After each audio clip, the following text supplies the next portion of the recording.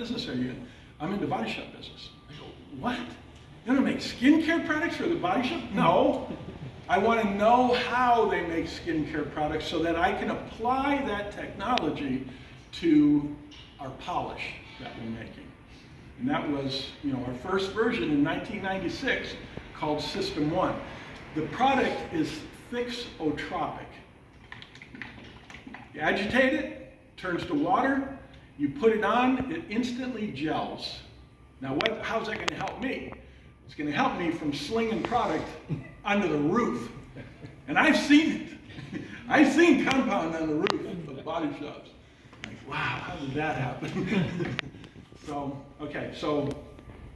squish the product into the surface. Turn it on. Now I've embedded that product into the pad.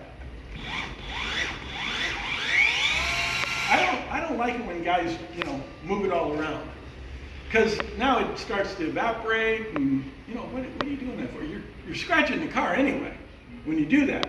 So just use the buffer. Now, come up on edge.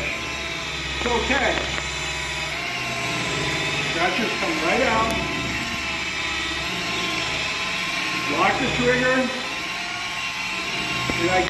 When I go to flat on the pad, I dump more product on the surface. No real dust at all. Stay off of your edges. Notice, this is a very sharp edge. Buff off that edge. You come up here, you go right through. Buff off your edges. I'm using, about 2 or 3 o'clock on my buffer. This is 12, 1, 2, 3 right here.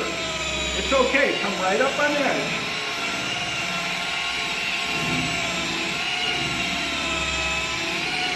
Scratches come right out. Really easy. Over it a couple times. Look at it, it looks perfect. Tell me what I like. Yeah, we can, yeah. Oh, cool. What is that? Crazy. Oh, wow. Check this out. Okay. Now you see, Scan grip, huh? you can see the swirl mark, but there's no straight line scratches. Right. That's what we want. You don't see any of the sand scratches. Yeah, none of the sand scratches You are only there. see swirls. Yeah, only swirls, the Yeah. half round. Yeah. That's perfect. That's exactly. And that's still part of the compound being on, Yeah. or the polish being on there. Yeah. Part of the wool. That's cool, man. Did you sell this? Oh, Oh, you did? they're Colette, yeah. Oh, cool. Nice. Okay, so now put more product on. Once the product gets in the pad, you're not going to have to use as much product. But because this is a totally dry pad, it's gonna need some product on there. You don't spur every time before you load that? Oh no, never spur. No. Really? Okay. The only time that I need to spur it is to clean the clear off the pad. So like when I start in the morning, I'll spur it, and then I'll determine if the wool's any good anymore, because the wool will wear down. But I never, I want that product. That's good product that's in there. Okay. That's really good product that's in there.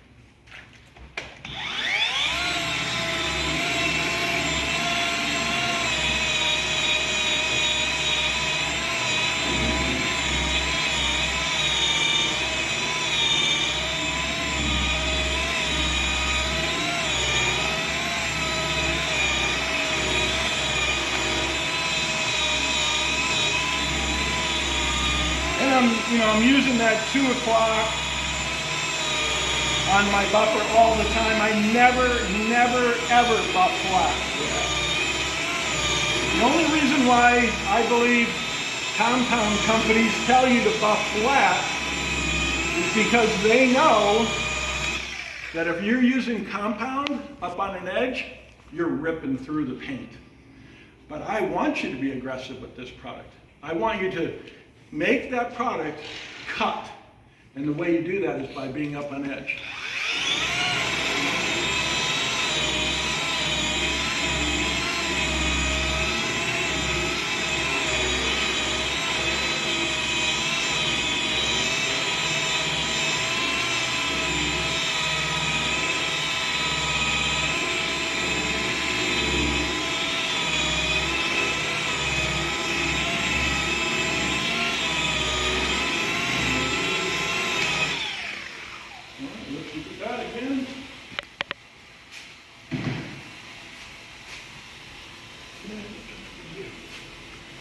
So dust, it's not bad, right? Not bad on there. Little, but nothing that's horrible.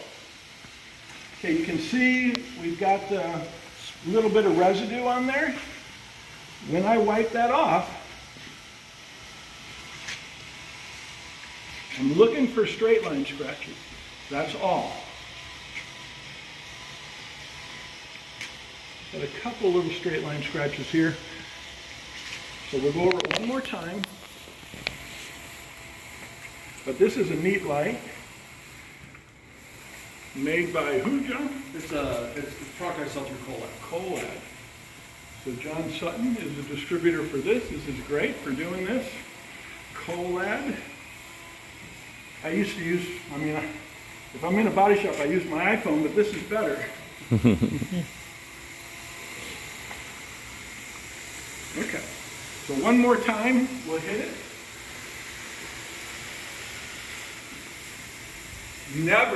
Never go to foam if you have any scratches. Because you're going to ask the foam to do something the foam's not there to do. 99% of all your polishing is this wool pad. This is your wool pad. So as long as all the scratches are off, sandpaper marks are done. Yeah, the sandpaper is all straight line. And that's another reason why I don't use any rotational mark when I'm using sandpaper, is I want to see the difference between sandpaper and the rotary mark of the buffer. Makes sense.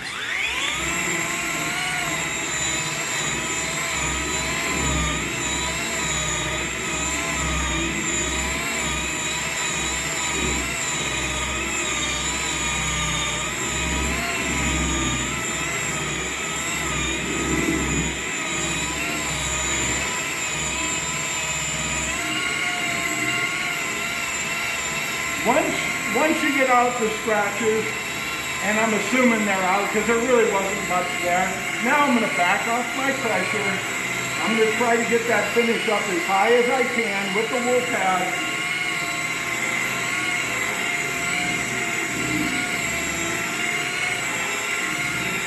How many RPM are you doing? I'm doing everything that this one has, which is about 1400 RPM. This tool doesn't go any higher than that. Yeah, 1450. This is a great tool. This is just easy for me to do demos in the shop. The corded tools will definitely give you more of a cut, but the battery powered tools work great. Does it matter how much RPM you use on it, or? I tell people to use a maximum of 1500 grit or 1500 RPM. Now, we make a full line of marine products too for big giant boats. Those guys turn it up. You know, you're on the side of a boat, big boat, 2000 RPM. They're both in gel coat, right? Gel coat and paint though too. Some of the big yachts are painted now. And they want to get done. So you got to be experienced when you move that tool up into those kind of RPMs, because if it gets away from you, it's going to be a big problem. So let's everybody look at that. Look at the top of this, and you see the fatness, and then look at the sides. I mean, just that little bit of work made a big difference. Really tightened it up. Yeah, it tightened it up nice. It took a paint job that's older. Yeah. And it, made it look a lot better. Made it, and this customer, that's what he wants. He's got an awesome car. This motor, engine, car, Sorry. interior. I was just blocking them. That's all right.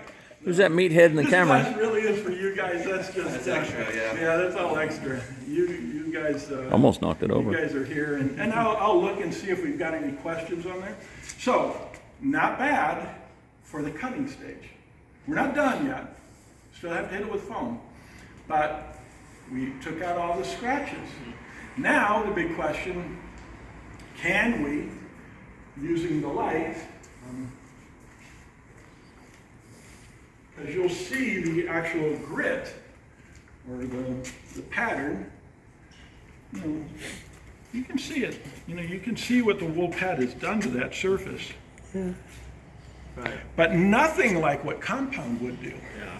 Compound destroys it.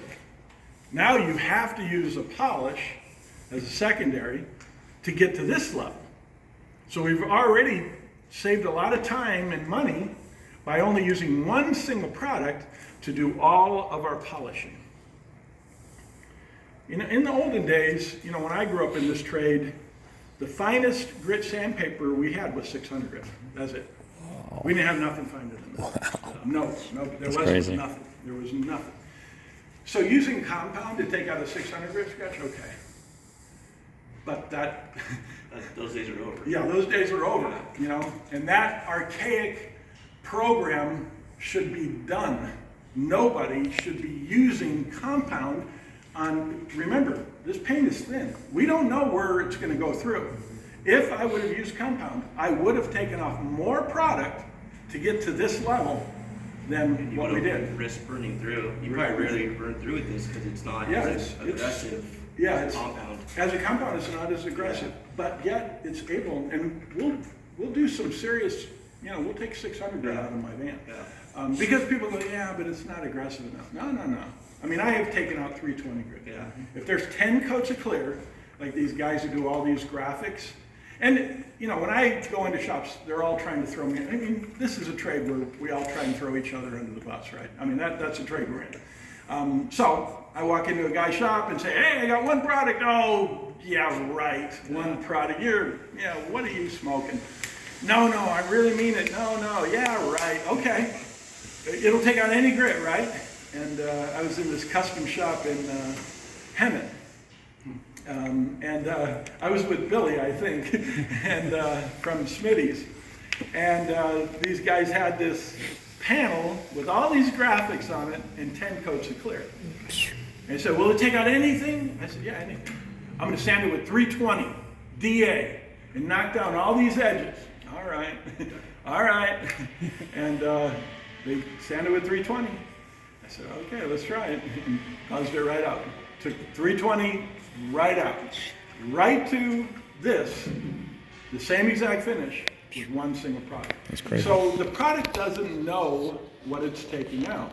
Because the particles are so hard and so small, they're able to go in there and do their job without the damage that a compound does. So a little bit different technology.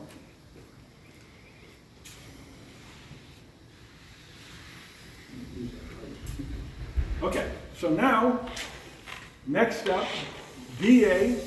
This is a 15 millimeter throw. Orbital. Yeah. Yeah, That's what I've been using. the DA. Yeah. Now our old system was rotary all the way. Yeah. It works, but your skill level has to be higher than this. I want it absolutely foolproof. And I was a latecomer to this. I just, I can't get that around my head, you know. I have to use a rotary all the way. Man, this is such a labor saver right here. This is gonna just, bam, I can go get the secretary out of the office. Hey, you put this tool on there. And she's like, wow, yep, you're doing perfect work. Because you don't, you're only holding it flat. You're just holding the tool on the surface, and the tool will do all the work. Yeah, with this product right here. So same exact product, couple drops, not very much.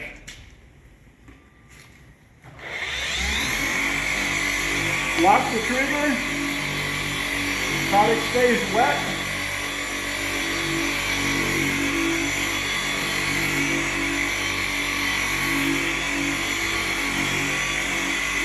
The more you do it, the better it gets. So you can see it stays nice and wet. It's got a wetting agent in there that it doesn't dry out real fast.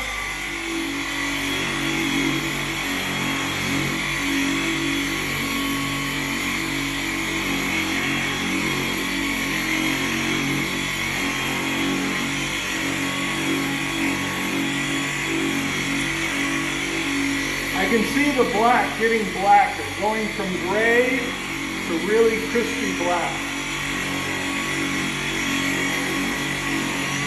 we only used a couple drops. It really doesn't need much product from this side. Microfiber, always, never anything else.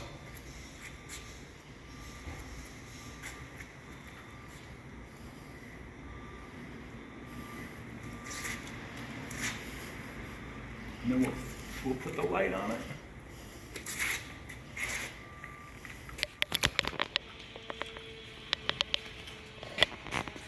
Dang. I'm looking for a swirl mark. I'm not seeing any distractions in there. If I see anything, I just go over it one more time. Looks pretty good though, huh? Yeah.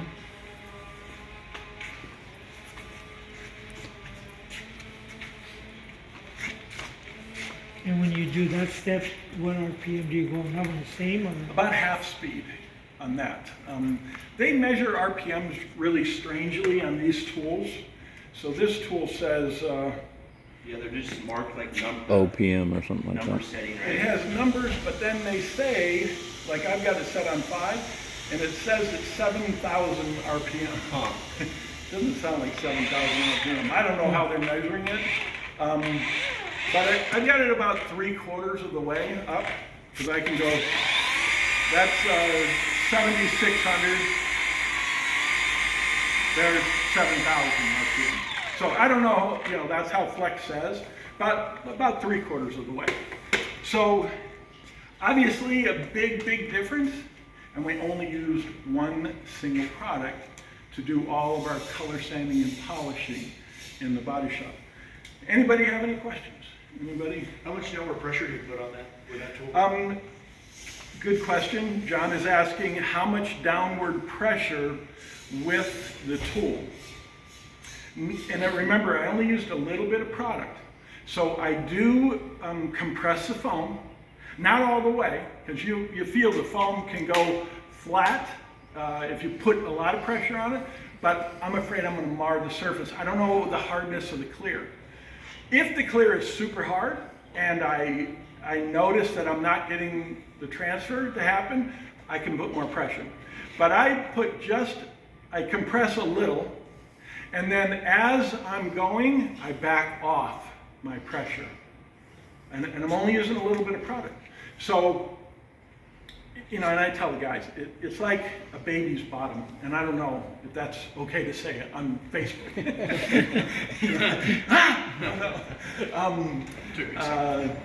But we have to be as gentle as we can with the paint. Because the moment I start to put some pressure in there, or even using a rotary to finish, especially, I do this in body shops, and I'm teaching guys how to finish with a foam pad and a rotary, they move their wrist around a little bit, and they put a bunch of marks in there. Mm-hmm. So this stops that from happening. Hold it flat, just go back and forth, boom, you're perfect.